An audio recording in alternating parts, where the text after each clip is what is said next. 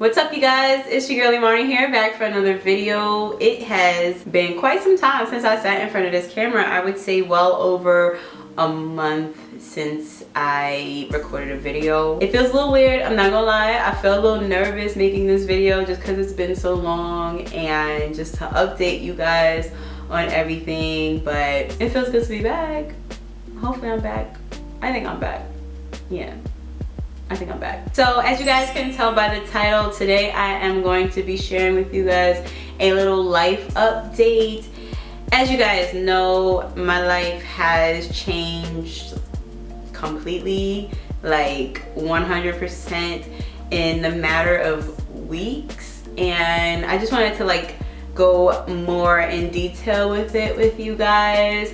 And I also have other life-changing things that happened to me before then that I didn't get a chance to tell you guys about, so I'll be sharing that with you guys. Also, I was just gonna dive into the hair stuff, but you know, I posted like, would you guys rather me do that or have a life update first? And I posted that on Instagram and Twitter, and you guys voted for the life update, so here we go. So first things first, I have to thank you guys for rocking with me during my social media pause, because I definitely took a pause on all my social media. I'm like slowly coming back on Twitter, on my Instagram stories. I still need to post some pictures, but like I need to get this together so that I can take some pictures again. But hopefully one day, like soon, I'm gonna wanna like jazz myself up to do that. But you know, I had my little social media pause, and everybody knows why I took my social media pause, but not everybody stayed,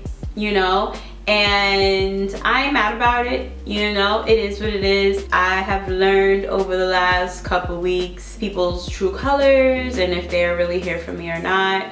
And that goes for my personal life, and clearly that goes, you know, for here too.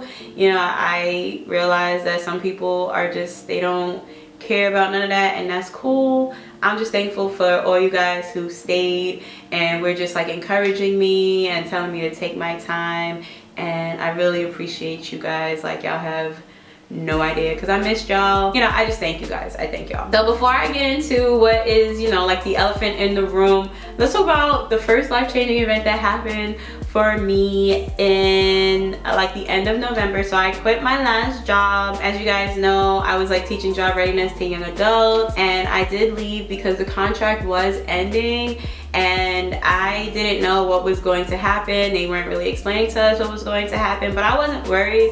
Like, I was like, I'll either find a new job, or you know, I'll go out on unemployment or something and figure it out until then. But I really wasn't worried. Like, I knew God was going to have me. And in the midst of that, I got offered a job opportunity to be a program director at an after-school program, which I jumped on because, let me just like go back like 5 years ago, 6 years ago, well, longer than that. So my career took like a complete it went complete circle. I used to work at an after-school program way back when I was a counselor, when I was in college, and then I just kind of moved up there. And then after I graduated from college, I was promoted to team lead / like assistant site director, and I was my site director's like right-hand man, and I loved it. It was great. And then I got pregnant. It wasn't full-time. Like, I was making really good money, but it wasn't full-time, and I wasn't getting any real benefits from it. But honestly speaking though, like, in the back of my head, I knew that they would try to find something for me, but I knew that the next step would be program director, and I feel like at that time I just wasn't ready for it,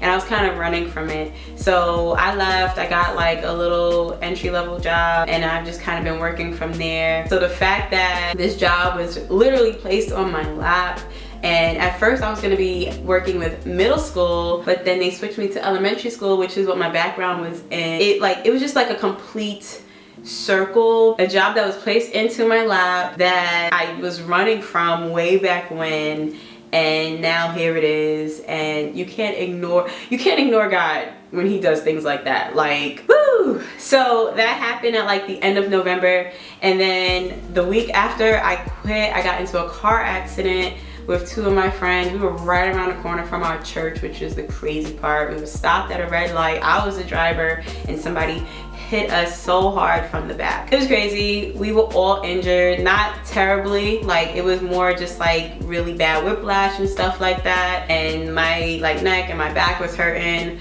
but thank God everybody was fine. Our car was actually not that bad. The other guy's car was like, the front was crazy. So I had a nice little break. I was just going in and out to like the new office and stuff, just like training and things like that, but it wasn't nowhere near full time. So I'm like, okay, I'm enjoying my little break, having a good time. And my son's birthday was December 19th. He turned 5 years old and we had a great time, so on and so forth. And then on December 20th, I'm not gonna cry. On December 20th, I had called my mom and she didn't pick up the phone. And I'm the kind of person that when my mom and my aunt, if they don't pick up the phone, I'm blowing their phone up. Like, don't ignore my phone call. So I'm like, I text her like, I'm gonna give you a couple minutes. You call me back. Don't play. You know what I'm gonna do. So she don't call me back. And then like an hour later, my aunt calls me and she was like, hey, you know, don't worry, but your mom's in the ER. She was complaining that she was feeling a little weak and tired and her feet hurt, so your uncle brought her here. So she gives her the phone. I'm like, lady, you don't feel good? She's like, no, I'm okay though. Don't come, you have AJ, just come by tomorrow, which would be that Saturday. She was like, just come by tomorrow. I'm like, okay, well, that's perfect because I have choir rehearsal. I had choir rehearsal that Saturday. So I was like, okay, I'll just have my friend watch AJ. My church is really close to my mom's house, which is really close to the hospital she was in. So I was just like, okay, after choir rehearsal, I'll drop AJ off with my friend there, and then I'll go to your house to pick up your stuff, and then I'll go to the hospital to give you your stuff, and you know, so on and so forth. She was like, okay, cool. And then at about 10 o'clock that night, I get a call from the hospital saying that while they were waiting to admit my mom, they were going to admit her. She went into cardiac arrest. And they spent like an hour trying to revive her. So because she wasn't getting any oxygen for so long, they had to put her on the ventilator because she wasn't breathing on her own. So I immediately started putting my clothes on. My son was sleeping, or he was like on his way going to sleep. It was 10 o'clock on a Friday, so I tend to let him just like stay up on Friday, but he was like, you know, drifting off.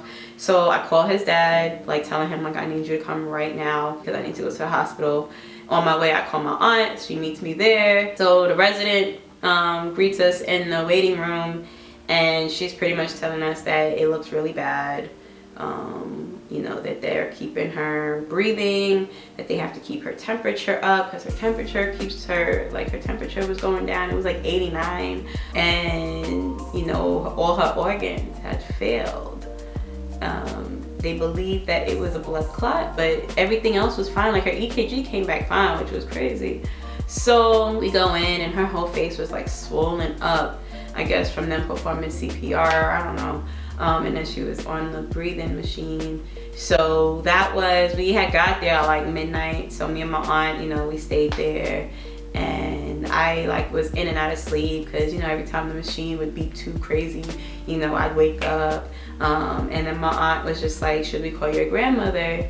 And I'm like, I think we should. So, but neither of us are thinking that, like, we just think like we need to call grandma because, you know, I don't know. So she calls my grandma, and my grandma lives in Brooklyn, so she actually has an Uber sent out for her and my uncle to come. And then my other uncle, who's my mother's brother, my aunt is my mother's sister, so you know, it's the three of them, they're siblings. So my other uncle comes from the Poconos, whatever, and by this time everybody's here, and it's about like 5:30. So that's when it was like a higher resident comes in to explain to us, you know, like nothing has really been changing over the course of the night, so on and so forth. And as he's explaining this stuff to us, her body like starts to raise up out the bed, and I was just like, what is going on? Like all night her body was just like flat, and then suddenly it starts to raise up. And I'm like, what is happening? Like, what's going on? What's going on? And he's just like, oh, that just might be a side effect from the medication. I'm like, that's no side effect from the medication. As soon as her body did that, she lost her pulse. I realized later on that God was calling her home at that moment. So she lost her pulse. They're like telling us to leave. They're like, it literally sounded like a Grey's Anatomy episode. Like, get the crash cart, you know, call a code blue, da da da da da da. So they're telling us to leave, and I'm stuck. Like, I couldn't move. And then my grandma was sitting next to me, and she's hard to walk and get up, so she can't get up either. So my uncle shields her so she's not watching. Meanwhile, I'm stuck watching them perform CPR on my mom. And that's where the Grey's Anatomy reference ends, because when they perform CPR, they don't just do, you know, like, they're really pounding into her hard to where her body looks like a rag doll. Like, it didn't even look real, y'all. Like, so honestly, I wish I didn't stay for that, because I'll never get that image out of my head ever, ever, ever, ever. So they performed, and it failed, and not that it failed, but God had called her home. So at 6:22 a.m. they pronounced it, and that was it. So it was really sudden. It was December 21st. My son's birthday was December 19th. Y'all already know Christmas. And then my mom's birthday is December 26th. So the end of the year was really, really hard. Christmas did not feel the same at all, you know, because she wasn't there. And we just kept like joking, like, she was supposed to make fried chicken, like, and I'm over here like, well, she was supposed to make chitlins for New Year's, because yes, I eat chitlins. I eat chitterlings, okay? And she made some bomb chitterlings, okay? So I'm mad. They still in her freezer. And then we had her funeral on the 27th. So it was just a blur of stuff. I missed a lot of like payments that I had a lot of late payments, because, you know, that was at the end of the month, because my mom was not there, and then on top of that, like, I wasn't really working yet. So I didn't really have a check coming in. And then, you know, we're paying for funerals, because my grandma just wanted to get it over with. She didn't want to wait for the life insurance. So as we're currently waiting for the life insurance, we'll just pay ourselves back. But it was just a lot. It was a lot. And I was starting to question if I should even start working at my new job. I didn't want to go into this new job, you know, with my head where it was. I didn't know how strong I would be to like be with brand new people, you know what I mean? Not only that, but my hours are completely different. I don't get off until 6 o'clock. My son has to get picked up by 5:30, and me and my mom already had it planned out that she would pick him up and I would just pick him up from her house. So I'm over here like, maybe I need to go back to my old job and ask for my job back and see if they find a space for me, even though the contract ended. But before I could even get all of that out, like, when I tell y'all my village is amazing, like amazing. One of my best friends who lives close to my church, and I've known her for like 10 years now. And, you know, her mom is like my second mom. As soon as I start to even think it, she was like, don't worry, we got this. She's married and she has 3 kids of her own. 2 of her kids actually go to school very close to my son.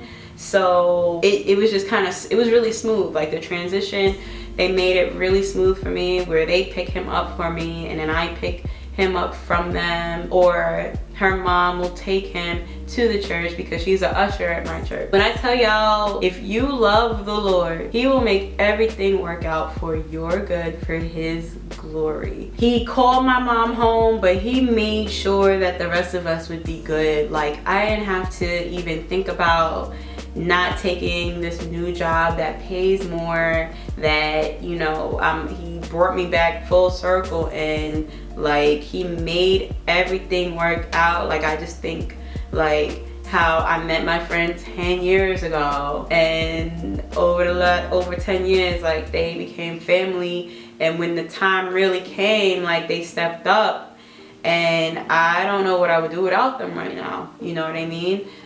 Because they really take care of AJ for me. When I was sick, you know, my other friend, you know, took him for me, took him to church, you know, got him something to eat. They brought him home. You know what I mean? Like it's just like all things. So yeah, it's still hard. I cannot tell y'all that anything has gotten easier. I don't believe it's ever gonna get easier. I don't think it's ever gonna necessarily get better, but I do have peace. I have a lot of peace, and I mean, it helps to know that I know where she is and I know where I'm going, so that helps. You know what I mean? But I miss her every day. God is giving me so much more strength than I thought I could ever have in this situation. This is a natural order of things, but I still wish I could have her for another like 20 or 30 years. You know, I'll be 30 in a couple months, so it's like I wanted my mom until I was like in my 60s, you know. But then that would have been selfish for me too, because even though it was sudden, I don't know how sudden it necessarily was, because I feel like your body just doesn't go into cardiac arrest. You know, my mom wasn't the most healthy person, and it was clear within the last like 2 years, you know, her body was getting very frail and stuff. She was in the bed almost all day that Wednesday, complaining that her feet were hurting for plantar fasciitis. But I had plantar fasciitis too, and I was telling her, like, I know it hurts, but I don't think you should be bedridden because of it. Maybe you need to go to the doctor. So, you know, I just wonder what could have happened had she went to the doctor that Thursday instead of Friday. But I'll drive myself crazy thinking things like that. I'm just glad that whatever pain she was in, that she didn't have to experience it for long, you know, and God called her home. So I'll see her again one day, and until then, I gotta live my life, you know what I mean? So this video is a lot longer than I expected it to be. I did not think I was going to like go in so much just now, but that was definitely therapy. I mean, it was therapy. So thank y'all. Y'all should be charging me, you know, because I was definitely sitting on y'all couch just now, and big ups to me. I didn't cry. I thought I was gonna cry. I didn't, so good job. Also, my job is wonderful. You know, it's a lot of little messes that I'm trying to fix and stuff, but overall I can see myself there for a little while, so I'm happy, and it's amazing experience too. This is my first like supervisory role. Was that a word? When I was the assistant site director, you know, I was like a supervisor, but this one is just like all me, so I'm excited to see what it brings. Just please pray for me and pray for my family, because something that my pastor had said a couple weeks ago, and it's so true, you know, a family doesn't stop grieving just because the funeral is over. You know, I don't think we will ever stop grieving, because as long as we miss her, like, we're grieving, you know. So just keep me and my family in your prayers, and thank y'all again for hanging in there, because like I said, not everybody stayed, so you stayed, so now you gotta stay for good, okay? Like, this is it. This is a whole relationship now. Like, you can't go anywhere, okay? Nowhere. I promise next video I record for y'all, I am gonna try to get myself together. I'm gonna go wash my hair right now because it is so dirty. And stay tuned, I'm gonna have more videos out for you guys. I got a pre-recorded video that I will be posting to you for you guys probably in like the next 2 or 3 days, and then we're just gonna keep the ball rolling from there. All right, so I love you guys, thank you guys, and I will see y'all for the next one. Bye.